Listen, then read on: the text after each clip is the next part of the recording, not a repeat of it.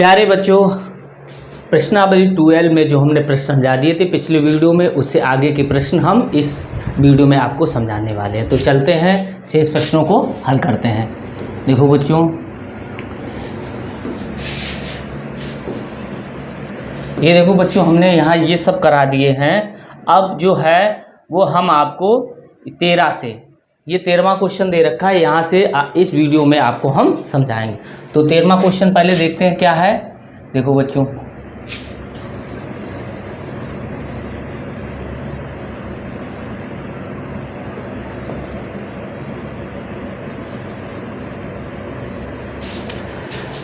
तेरह number question देखते हैं। देखो बच्चों, ये है गुणनखंड कीजिए 27x³ + y³ + z³ minus 9x/z। ये देखो 13वां क्वेश्चन ये है बच्चों कि 27x³ + y³ + z³ minus 9x/z। ठीक है, ये क्वेश्चन तो हम हल करेंगे। हम जानते हैं कि देखो सम का एक होती है, हम जानते हैं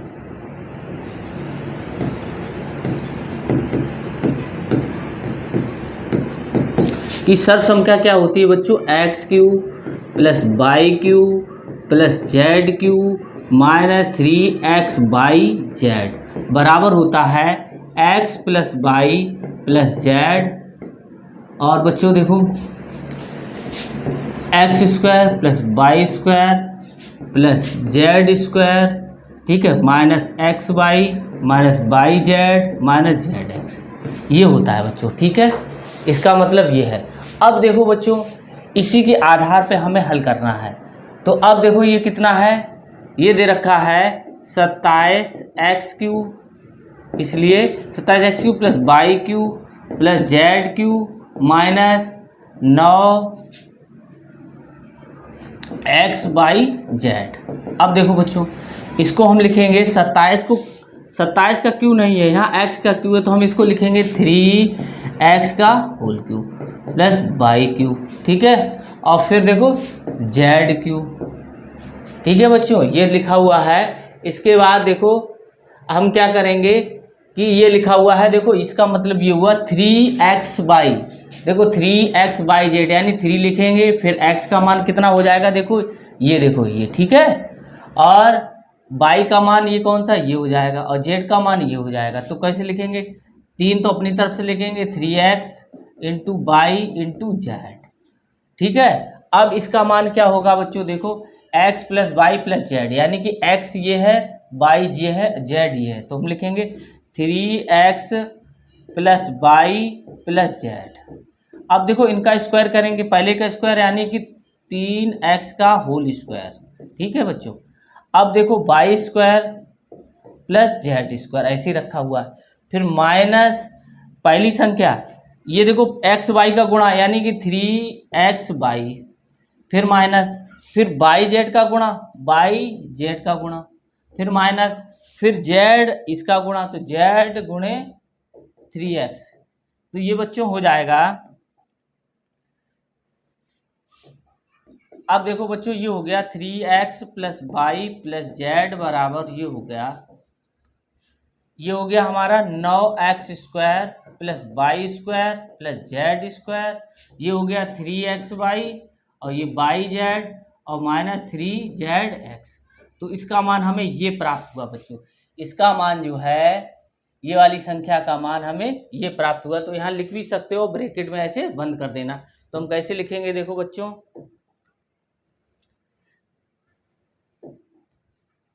इधर लिखेंगे 27x³ + y³ + z³ minus 9x/z। तो ये हम ऐसे ब्रैकेट में बंद कर देंगे। ठीक है, इस तरीके से हमने इसका मान निकाल लिया। अब देखो अगला प्रश्न है बच्चों, सत्यापित कीजिए x³ + y³ + z³ minus 3x/z बराबर 1/2 x + y + z, x - y का होल स्क्वायर + y - z का होल स्क्वायर + z - x का होल स्क्वायर बराबर होता है। तो देखो बच्चों, इसमें 14वां क्वेश्चन ये दे रखा है। अब देखो ये दे रखा है x³ plus y cube plus Z cube minus 3x y z बराबर है 1/2 x plus y plus Z.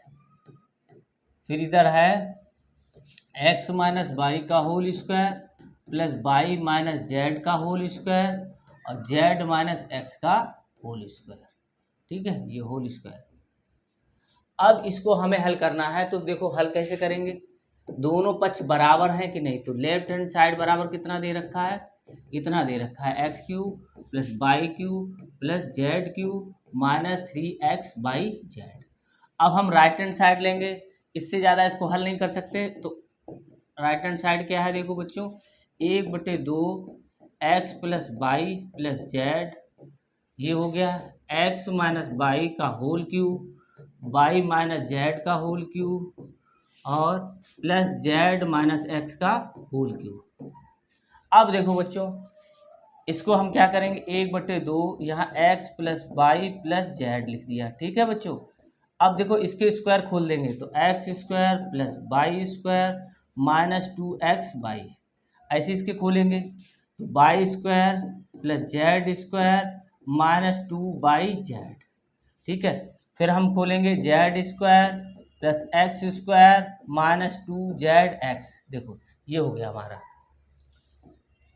अब देखो बच्चों, अब देखो एक्स स्क्वायर ये रखा हुआ है और एक्स स्क्वायर ये रखा हुआ है, बाई स्क्वायर ये रखा हुआ है, बाई स्क्वायर ये रखा हुआ है, जेड स्क्वायर ये रखा हुआ है, जेड स्क्वायर ये रखा हुआ है, 2x बाई 2 बाई जेड और माइनस 2zx। देखो सभी में हमें दो दो मिल रहा है, तो इसको हम कैसे लिखेंगे, 1/2 x plus y plus Z. अब देखो लिखेंगे 2x square plus 2 by square plus 2z square. फिर आ गया देखो minus 2x by minus 2 by Z minus 2zx। ठीक है बच्चों, अब देखो अब ये आया 1/2। अब यहाँ से हम 2 कॉमन ले रहे हैं तो कितना आ जाएगा बच्चों, देखो यहाँ हमने 2 कॉमन ले लिया तो ये हो गया x square plus by square plus Z square minus x by minus by Z minus Z x, इतना आ गया। अब देखो बच्चों ये 2 से ये 2 कैंसिल हो गए तो हमारे पास बचा x plus y plus Z. ठीक है, और ये बचा x square plus by square plus Z square minus x by minus by Z minus Z x. ठीक है, अब देखो अब इसके बाद हम x का इस ब्रैकेट में पूरे में गुणा करेंगे, फिर y का इस ब्रैकेट में पूरा गुणा करेंगे, फिर z का, तो ये 3 बार हम ऐसे गुणा करेंगे। देखो बच्चों अब देखो इधर से करना है तो x cube plus x by square, देखो इसमें एक्स बाई, फिर x Z square minus x square by, फिर इसमें करेंगे माइनस एक्स बाई जेड। अब देखो माइनस, अब x का इसमें गुणा करेंगे तो जेड एक्स स्क्वायर, अब ये x का गुणा हो गया बच्चों।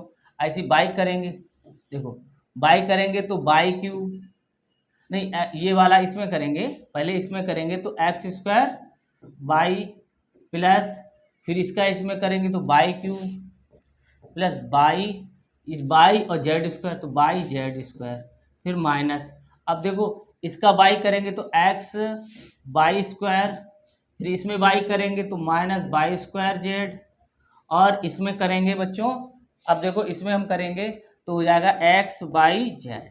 ठीक है, ऐसे ही अब जेड का करेंगे तो x square Z plus by square Z और फिर जेड क्यूब। इसके बाद इसमें करेंगे तो एक्स बाई जेड फिर by Z square minus Z square x, इतना आ गया बच्चों। ये हमने जब x का गुणा किया, y का गुणा किया और z का गुणा किया तो इतना आ गया बच्चों। अब देखो बच्चों, अब देखो एक्स क्यू तो कहीं है नहीं तो एक्स क्यू आ गया प्लस बाई क्यू, देखो ये लिख लिया, बाई क्यू कहाँ रखा हुआ है, ये देखो बाई क्यू ये आ गया, और जेड क्यू ये रखा हुआ है जेड क्यू। ठीक है, इतने हमने हटा दिए, देखो ये एक ये। अब देखो x by square x by square x by square x by square ये देखो रखा हुआ है तो ये इससे कट जाएगा बच्चों। ठीक है, अब देखो x Z square x Z square x Z square x Z square इसमें है नहीं तो x Z square x Z square x Z square x x Z square ये इससे कैंसिल हो गया।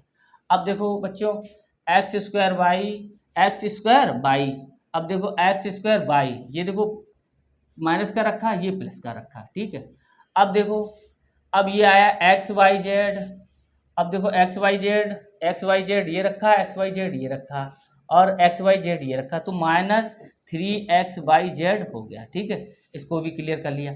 अब देखो बच्चों आया Z x square Z x square Z Z x square Z x square Z और फिर एक्स स्क्वायर कहाँ रखा हुआ है, जेड एक्स स्क्वायर ये नहीं, ये तो ये रखा हुआ है जेड, देखो जेड जेड एक्स स्क्वायर ये रखा हुआ है और जेड एक्स स्क्वायर, तो इससे ये कैंसिल हो गया, ठीक है। अब बच्चों अब देखो हमारे पास ये देखो ये तो हो चुका, इसके बाद बाई क्यू उसका, अब बाई जेड स्क्वायर ये कैंसिल हो गया। अब देखो बच्चों बाई जेड स्क्वायर, सॉरी ये नहीं, ये तो ऐसे ही रहेगा, बाई जेड स्क्वायर ये है और बाई जेड स्क्वायर ये है, इससे कट जाएगा। अब आया हमारा बाई स्क्वायर जेड एक ये रखा हुआ है और एक ये रखा हुआ है, ठीक है। और सभी देखो हमारे कट गए या तो हमने यहाँ भी लिख ली, तो हमारा सिर्फ ये बचा। तो हमने देखा बच्चों कि लेफ्ट हैंड साइड और राइट हैंड साइड कैसी हो गई, बराबर हो गई। तो लेफ्ट हैंड साइड तो हम कह सकते हैं, ऐसे लिख सकते हैं, हम कह सकते हैं कि लेफ्ट हैंड साइड बराबर राइट हैंड साइड, ठीक है। तो ये देखो बच्चों ये सिद्ध हमारा हो गया, यही हमारा लेफ्ट हैंड साइड था और यही हमारा राइट हैंड साइड आ गया, तो हमारा आंसर निकल आया। अब अगला देखते हैं बच्चों, देखो अब देखो बच्चों ये है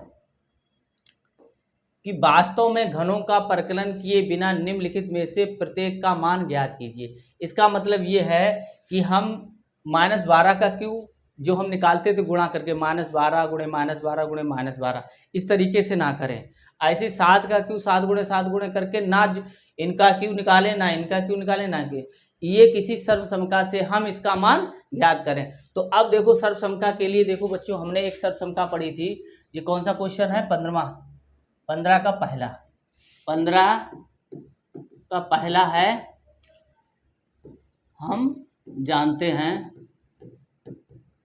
कि सर्वसमका कैसी होती थी, X cube plus Y cube plus Z cube -3x/z। अब देखो बच्चों बराबर क्या होता था, x plus Y plus Z और X square plus Y square plus Z square -xy -y Z -zx, ये होता था। अगर इसमें यदि x plus Y plus Z बराबर 0 हो जाए, ठीक है, हो, तब क्या होता था, x cube plus Y cube plus Z cube -3xyz बराबर 0 गुणे x square plus Y square plus Z square -xy -yz -zx, ठीक है। तो ये क्या हो गया, 0 हो गया। इस यहाँ पे आ गया x cube plus Y cube plus Z cube -3xyz, तो इसका मतलब हो गया x cube plus Y cube plus Z cube बराबर हो जाएगा 3xyz। तो इसी के आधार पर हम ये प्रश्न हल करेंगे बच्चों, देखो ठीक है, ये आप थोड़ा रट लो, ठीक है। इस तरीके से अगर a प्लस बी प्लस यानी कि x plus Y plus Z बराबर 0 हो जाए, तब ये समीकरण है वो x cube plus Y cube plus Z cube बराबर इसके हो जाएगा, ठीक है। तो इसी सर्वसमका पर आधारित ये प्रश्न है, तो इसको हम आपको हल करना बता रहे हैं, ठीक है। अब देखो अब यह दे रखा है, पहला क्वेश्चन दे रखा है कि -12 का होल क्यू प्लस 7 का होल क्यू प्लस 5 का होल क्यू, ये दे रखा है। अब देखो अब हल देखो, यदि चाहे x मान लो चाहे a करके लिख लो, x बराबर कितना है -12, y बराबर कितना है 7 और z बराबर कितना है 5। तो ax plus Y plus z हम निकालेंगे, तो -12 प्लस 7 प्लस 5 बराबर कितना हो जाएगा 0 हो जाएगा। इसका मान 12 और ये +12 -12 बराबर 0। तो हम कह सकते हैं बच्चों, तो हम कह सकते हैं कि x³ plus y³ plus z³ बराबर कितना हो जाता है 3x/z हो जाता है। ठीक है, इस सूत्र से हो जाता है। ठीक है, तो अब देखो, अब इसका मतलब ये हो गया कि हमें -12 का होल क्यूब प्लस 7 का होल क्यूब प्लस 5 का होल क्यूब बराबर कितने को हो जाएगा बच्चों 3 गुणे x का मान -12 फिर 7 फिर 5। तो ये आ जाएगा बच्चों, देखो 12 तियां 36। ठीक है, 12 तियां 36। अब देखो ये माइनस का है और 7 पना 35। अब हम इनको गुणा करेंगे 36 और 35 का गुणा करेंगे तो 5 छक्का 30, 5 तियां 15 और 3 18, 6 तियां 18, हासिल लगी 3 3 10। तो कितना आ जाएगा 1260। तो कितना आ जाएगा -1260 इसका आंसर हमें प्राप्त हुआ। तो इस तरीके से हम इसको करेंगे। बस अगला क्वेश्चन देखते हैं। देखो बच्चों, अब ये लिखा हुआ है 28 का क्यूब प्लस -15 का क्यूब प्लस -13 का क्यूब। अब देखो इसी प्रकार करेंगे। अब देखो x बराबर क्या दे रखा है तुम्हारा 28, y बराबर दे रखा है -15 और z बराबर दे रखा है -13। तो x plus Y plus Z बराबर कितना हो जाएगा 28 -15 -13 बराबर 0। तब ठीक है, तब क्या हो जाएगा, अब अगर ऐसा है तो x³ plus y³ plus z³ बराबर हो जाएगा 3x/z। तो अब देखो -28 का क्यूब प्लस -15 का क्यूब प्लस -13 का क्यूब बराबर हो जाएगा 3x का मान कितना है 28, फिर कितना है y का मान -15 और z का मान है -13। अब देखो बच्चों, तो हम क्या करेंगे, अब देखो 15 तियां 45 ये हो गया माइनस। अब माइनस माइनस प्लस हो गए, अब माइनस का आप छोड़ देना बच्चों। ठीक है, तो 15 तियां 45 इसका गुणा कर लिया। ठीक है, और गुणे 28 गुणे 13। अब इनका हमें गुणा करना है, तो पहले हम किसी में कर लें 45 और 28 का कर ले रहे 45 और 28 का। तो 8 5 40 हासिल लगी 4, 8 चौकू 32 और 4 36। ऐसे 45 दूनी 90 हो गया ये। तो 0 6 और 12, ये 1260 हो गया बच्चों। ठीक है, अब इसमें कितने का गुणा करेंगे 13 का। अब 13 गुणा कर दो तो 0, 13 पंजे 75 78 हासिल लगी 7, 13 दूनी 26 और 26 और 7 33 हासिल लगी 3। तो ये 16 इतना। तो कितना आ गया बच्चों, इसका मान आ गया इतना 16,380 हमें इसका मान प्राप्त हुआ। देखो अगला क्वेश्चन देखते हैं 16। नीचे दिए गए आयतों जिनमें उनके क्षेत्रफल दिए गए हैं में से प्रत्येक की लंबाई और चौड़ाई के लिए संभव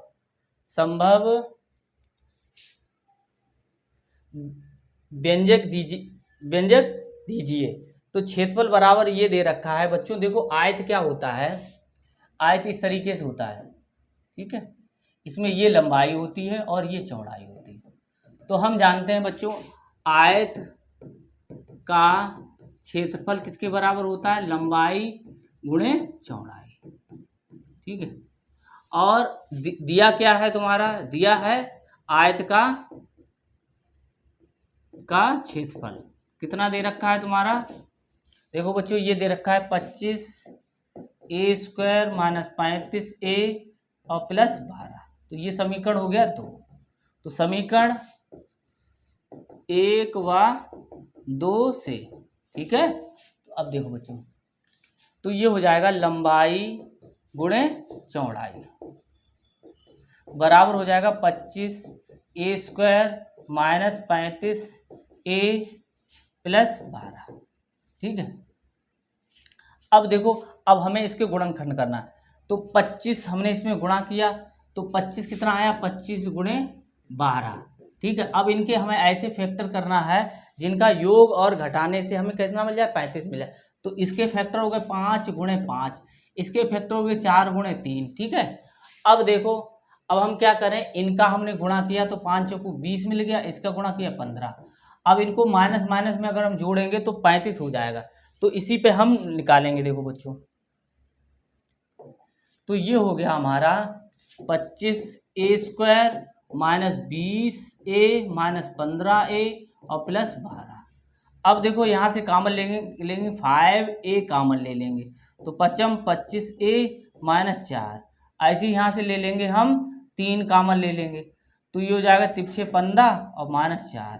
तो ये हो जाएगा 5a माइनस 3 और 5a माइनस 4। अब देखो ये है लंबाई गुणे चौड़ाई। तो लंबाई चौड़ाई के संभावित मान 2 बच्चों होंगे, क्योंकि अब देखो लंबाई यहाँ रखी है, क्योंकि हम एक चीज़ और समझो कि अगर 3 गुणे 4 रखें चाहे 4 गुणे 3 रखें, ठीक है, लेकिन क्या होगा जब अगर हम इसको पलट देंगे तो लंबाई और चौड़ाई के मान बदल जाएंगे। तो 2 संभावित मान होंगे। तो कैसे लिखोगे, लंबाई व चौड़ाई के 2 संभावित मान होंगे। कैसे, देखो लंबाई बराबर एक, तो इसमें देखो लंबाई पहले रखी हुई है 5a माइनस 3 और चौड़ाई किसी है, चौड़ाई बराबर हो सकती है 5a माइनस 4। ठीक है, एक तो ये मान हो गया।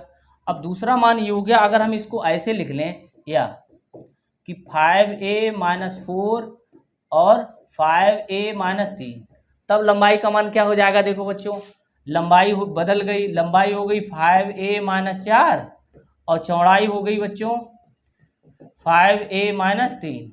ठीक है, तो ये दो मान होंगे लंबाई और चौड़ाई के, ठीक है, जिनका गुणनफल इसके बराबर होगा, यानी लंबाई चौड़ाई आयत के क्षेत्रफल के बराबर होगा।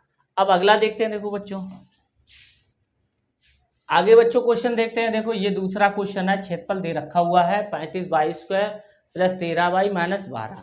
अब देखो बच्चों, इसमें तो हमें पता है, हमें ये पता है कि आयत का क्षेत्रफल कितने के बराबर होता है, आयत का क्षेत्रफल बराबर होता है लंबाई गुणे चौड़ाई।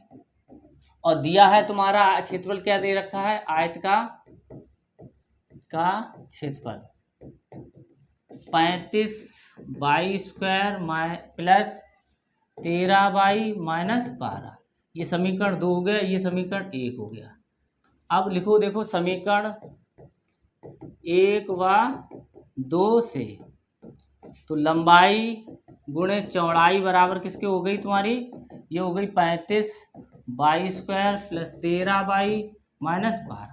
अब देखो 35 और 12 का गुणा करेंगे, 35 और 12 का गुणा, यानी कि इनके गुणनखंड करके 13 आ जाना चाहिए। तो इसके गुणनखंड हो गए 7 गुणे 5, इसके हो गए 4 गुणे 3। अब देखो हमें अब लाना, अब देखो 7 चौक 28 और 5 तियाँ 15, अगर इसमें से 15 घटा दिया जाए तो 13 आ जाएगा बच्चों।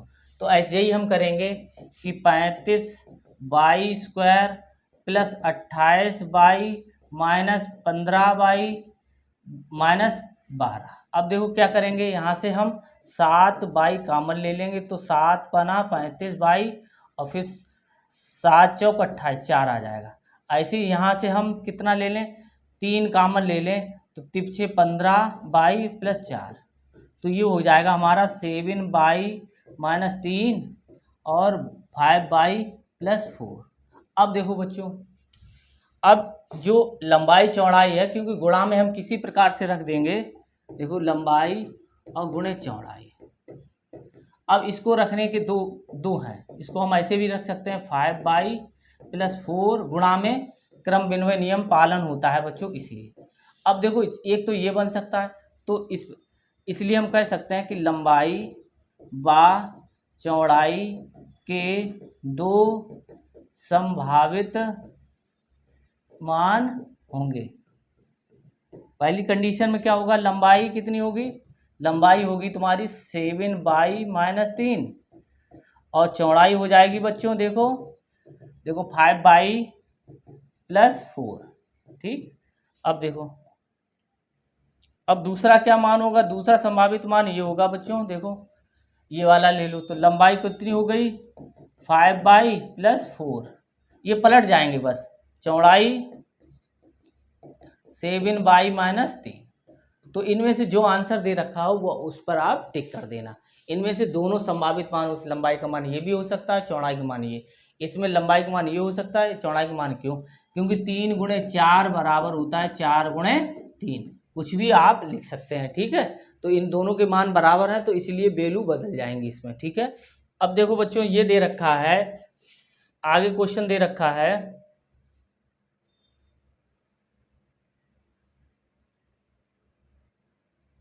सरल कीजिए 155×155×155 और 55×55×55 रखा है। अब देखो ये देखो, ये इस तरीके से नीचे भी रखा है, तो हम माना कर ले रहे हैं, माना a बराबर हमने 155 मान लिया और b मान लिया 55। ठीक है, तब व्यंजक कैसे हो जाएगा, व्यंजक का मान देखो बच्चों ऐसे हो जाएगा, a×a माइनस b×b बटे, अब कैसा है a×a plus a×b plus b×b। अब देखो बच्चों ऊपर हो जाएगा a³ माइनस b³, नीचे हो जाएगा a² ab और प्लस b²। अब हमें पता है बच्चों कि a³ माइनस b³ क्या होता है, a माइनस b। ठीक है, a² plus b² plus ab, और देखो यहाँ माइनस है तो यहाँ प्लस, ऐसे नीचे वाला आता है, हमेशा ध्यान रखो, ab प्लस b²। अब देखो ये वाला इससे कट गया, तो अब बचा हमारे पास a माइनस b। अब a और b के मान हम रख देंगे बच्चों, a का मान 155 और b का मान 55 है, तो कितना हो जाएगा 100, तो इसका मान बच्चों कितना आएगा 100 आ जाएगा। तो इस तरीके से आज बच्चों हमने 13 से लेकर हमने कितने क्वेश्चन हल किए, यहाँ तक कर लिए 17 तक हमने क्वेश्चन आपको हल करा दिए। अब इससे आगे के क्वेश्चन 18 से हैं, वो हम आपको अगले वीडियो में बताएंगे। तब तक हमारे चैनल को आप लाइक, सब्सक्राइब एवं शेयर अवश्य कर दें, जिससे कि ऐसे वीडियो का हमें प्रोत्साहन